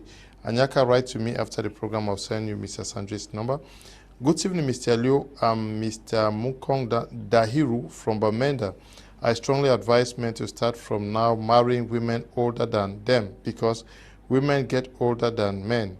Hence, both of you will get old at once. When we stop looking at these age issues and take maturity, then marriage is going to be the best. Okay? Merci infiniment, Monsieur Lieu, pour ce thème d'aujourd'hui. Une fois de plus, nous sommes édifiés. Une fois de plus, que Dieu te soutient dans ce grand projet. Eman, depuis Douala. Thank you very much, Eman. This one says, Mr. Leo, your topic of persons could share the experiences you will whip in the studio. I run a health unit, okay? I and my wife are just laughing. We are married for 32 years, so we were on honeymoon to Nkambe. So the housemaid prepared a bed for my wife. He quickly cleaned his room to welcome me. When the master came, he narrated his arrangements, calling me Madam. Boy. Okay. Call me Madam's boy, okay? I enjoyed it. Mr. Clement in Bamenda, greetings to my wife, Madame Pauline. Okay, I understand what you guys are talking about.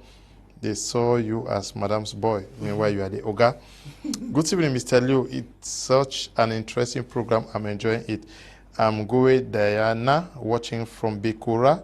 Bekura, I went to school in Bekura, class 1, GS Bekura. That's where I started primary school. Bekura is somewhere around Ikondotiti, Lobe Estate. Yeah. Good evening, Mr. Liu. I am Cynthia from Melon. Please, I don't think what Apostle is saying is not at all. I think he is describing the marriage of those days and not today, because a man being 35 is still thinking of having a job and settling down. Marriage requires maturity. Okay, the economic stakes are also difficult. Eh? Good evening, Mr. Liu, and all the members of the panel. It's Vera writing from Boya. I think there is no particular age one needs to attend before getting married. Whenever one thinks he or she is prepared spiritually, mentally, and psychologically to get married, they should, because there are persons who have attained 40 years and above and yet are not prepared. Yes, many persons think that age should not really be looked into. Is it also because of the situation? It is difficult for somebody to be financially independent early in Cameroon. So many, Actually, I wanted to differ a little with what my co-panelist was saying. Apostle, yes. Yes, because there are two things I want to say. First, I always have an issue with people when they contact our knowledge, wisdom, and understanding, because sometimes they might think they are ready to apply it when they are not. Yeah, they are not. That's you true. understand? Because first, two things. I know time is out. One, our average parent in Africa does not raise you to be independent even before 30. Because before we start jumping into some things, let's be very, you understand, we'll talk about the role of parents here, and at the same time, the average parent, you see, in the Western world, by 17, a little girl knows that the parent will even buy her a car to start driving, or, you know, in fact, a child is sitting there, is threatening the father. I'm 16 years, 5 months now. Just wait. In the next 7 months, I'm walking out of this house. 40 years you are still in the house. Your mother prepares food. No, it is a terrible thing. To serve you. John never chop. It is a sad situation. I know people who have married, brought their wives, and are still living in their parents' house with their children. And I'm telling you, and the mothers accommodate it. Because parents in Africa don't throw children out like eagles. You want me my picking go suffer? Go do how? You understand? So the truth is this. When parents don't raise, I had this issue because I was training children, and the Lord spoke to me. Be very careful, because I have a lot of young people in my ministry. When they come, they'll start arguing. I'm not 21. I can make certain decisions. I say yes. Legally, you might be able to make it, but you have not been prepared to make such good decisions. I don't know if you understand what I'm trying to say, Mr. Leo. Secondly, just because you have heard Apostle Alfred, or we have said here now that by 25, you know, somebody sitting there who is the 25 or 30 now. That's why I have a small problem. Who might be 25, 26. You don't know how to eat. Yes, and start feeling the pressure of those words. Like, time don't they catch me. Are you understanding me? Yes, time don't they catch me. Ma, better run. This is the reason why girls have today, even mothers, tell children, born and can't give me. Born and can't give me. It has increased the rate of single motherhood. They are flaunting on social media, and it has increased promiscuity. I'm telling you, as a counselor, many young girls. Which is better? Which is better? That you get to 45 without a child, or no, that's an argument for another time. Let's not get to that one, but please. My point is this, because I'm saying this because when I'm talking about increasing promiscuity, is that the young girls now, many young girls who don't have what to take care of themselves with, or the fathers of these children cannot take of these children, they go into a lot of promiscuity and justify it at the door and for my picking. You understand? So my point is this: somebody might be listening out there now. Maybe you're 25, you're 27, you're 28. I just say, but not true. Literally talk so my egg goes are dry or small time. Yes, but now that you have heard this information is not to make you panic. I'm saying this because there must be a process. Just because you heard it now does not mean you are ready for it. Just because you heard that information now, like we are saying now, does not mean, because somebody will get that and say, no, I might try to do it before the 35. You might be 34 years now, and you have not yet even know where you're heading to. I will not advise you to just jump on the next man that you want to marry now, because I want to catch up with Apostle Ambe's time frame. No, I'm saying it because a lot of people are hearing these things, and it might put pressure on them. So I advise everybody, you can use 2 years to turn your life around in pursuing your purpose, understanding yourself, becoming the best version of yourself before jumping to marriage, no matter your age. I always say this to young people: don't put yourself under pressure to marry. To trust God. Not Mr. Leo, be coming down. We have to trust God. Yes, exactly. Exactly. You have said the right thing. Are you pursuing God purpose without God? Yes. You must come to that place where it's not, the marriage is not, you don't pursue like salvation. You must come to that place where the time, yes, you might have made some mistakes in the past. Yes, you might have not have understood a lot of these things. But when you hear it now, because you have heard it, does not mean there's no anointing that will give you that transformation of the mind overnight. But now you know better, and you can build a better life. For me, I want to say this, that it doesn't really matter the age. I will say this because a lot of young girls have got to marry at 25 and they are regretting it now. In fact, this generation has had the highest number of young people who are divorcing. So I want to let it, because they must know that you cannot run before your shadow. Build yourself, like Apostle Ambe said. He said something, he said, learn to cultivate these things early so you can marry early. But now we are talking to people who have are not cultivated it. Apostle, so they should not look at something like you were talking about this this thing I'm talking. We're talking about statistics. Yes. Statistically speaking, by the age of 25 is the ideal time where someone can marry. I'm not saying that rush and go and marry at the age of 25. No, I'm saying that because some people might be hearing that. But we also have this issue where we are growing in an environment where people are not industrious. People have not been able to do, and you know, we preach this in our churches and we make people to be lazy. Where at the age of 35, a young man is still believing God for a job. A young man is still believing God to marry. You understand what I'm trying to say? People should sit up and rise up. They are younger people. Just look like what you did in TLC there. You are preparing young people to start building that destiny I'm talking about. That is what you did in TLC. Now, but how many young people wanted to come there? How many young people wanted to come there? But now we are not consoling them in laziness, telling them that no, don't hurry. No. Please get engaged. Don't allow yourself to be on the negative side. Yeah, that's my point. My point is that Mr. Teke is organizing workshops to build capacities. How many young people go there? How many people go there? So how many people came for TSH for the training seminar? They say job no day. They say job no day. These are the things. You are working. You are working with youth. You have offered people job somewhere at this is supermarket. Do you know how many left? How many left? How many left? How That's many what I'm talking. even contacted me? So how would many they marry? left after that? How would they marry? No, will not support some kind of thing for inside the Cameroon this year. Young people begin to say, no, my amigo, give me chop because you have chop in your home. Travel abroad and see who will give you food. I said, I've seen people, they marry, they come back with their wife and children and they are living there. At home. It will not happen abroad. You cannot do that. I almost weep. Things are not easy now. I know you might say it's not. Look, Mr. Leo, is this same country that we have fought to? They have to survive. Is this same country we have fought to? Go abroad and live with your own family members. Mr. Leo, you know my story. I've lived in containers in Boya. I've slept on the streets. Apostle Alfred. Good. I've slept on the streets. And today is another story. It is well. Good evening, Mr. Leo Amada from Limbe. Please, for Apostle Ambe's number. God bless you for this program. Please, anybody who needs a number, just call me after the program and I will send you the number, or send me text message. Good evening to you, Mr. Leo. I'm learning a lot from your program. I wish Apostle, okay. D. Green is writing from Limbe. Good evening, sir. Thank you for this program. If this is a good one, can you please help me with the lady's number and Apostle's number? Can you just ask these numbers after the program? Good evening, Mr. Leo. Each difference does not matter. What matters is if there is love there. Martin is writing from Limbe. Good evening, Mr. Leo. I followed your program. Is age a key maturity consideration for marriage? Later, I enjoyed it and would like to know whenever such programs are coming up. I am an educationist, gospel minister, and relationship coach. I like following your programs, including political debates. This one is every Tuesday, 7 p.m. The rebroadcast. Rebroadcast is tomorrow, 1 p.m. Good evening, Mr. Leo. Truly, marriage is not all about age or getting married to someone that is of same age with birth is love and understanding. And before loving and understanding your partner, you must have a matured brain. So marriage is not age and maturity.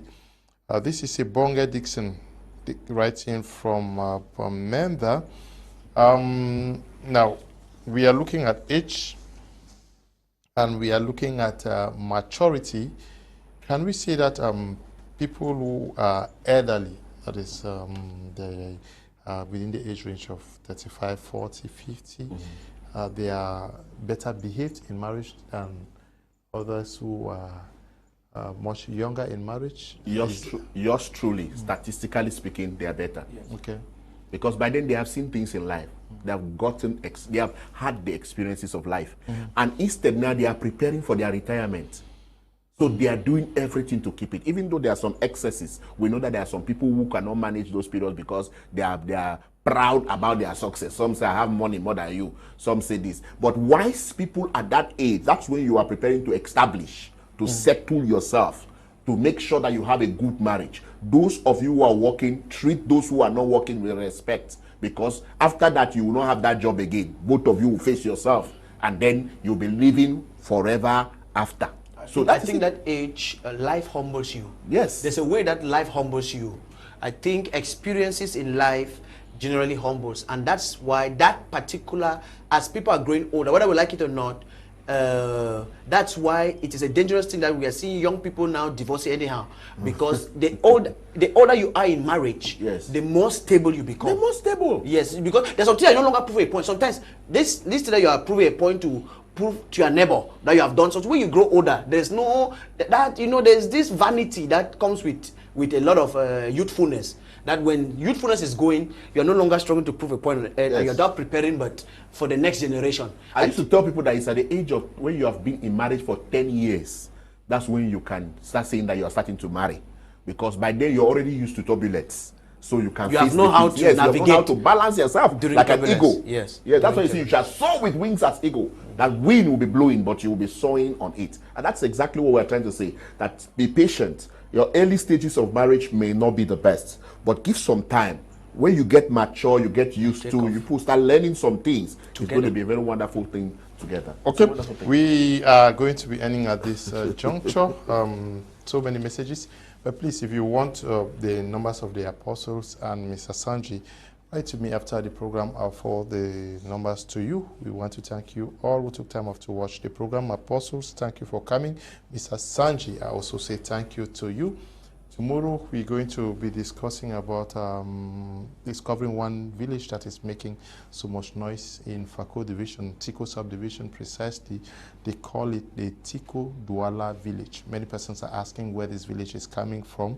Lots of polemics, and tomorrow, if the persons involved in Tiko subdivision are ready, I'm ready to receive them to make the world understand what is wrong. I hear that village existed in the 1880-somethings, and it got extinct, and that they're struggling to revive the village. What is right, what is not right, what is happening with the Tiko Douala village? Prime Eye is going to focus on it tomorrow. Thank you for the production of this edition of the program. To the production team, stay blessed. Bye-bye.